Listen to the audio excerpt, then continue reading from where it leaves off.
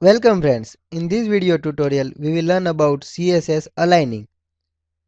We have already seen the text align in text property in previous examples. So in this tutorial we will see text align property as well as aligning using the margin property. So a block element is an element that takes up the full width available and has a line break before and after it. Example of block elements are h1 tag, paragraph tag and div tag.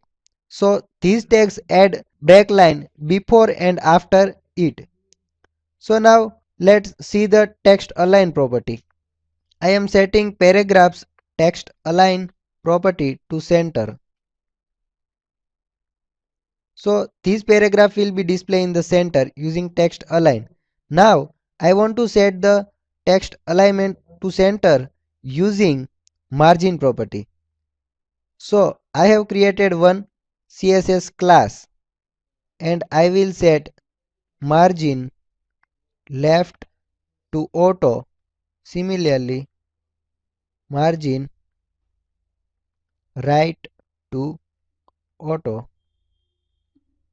I will give width is equal to 50% and background color to pink. Save this document. I have selected CSS class center for this paragraph. So this will be displayed using the margin alignment. Now let's run this page.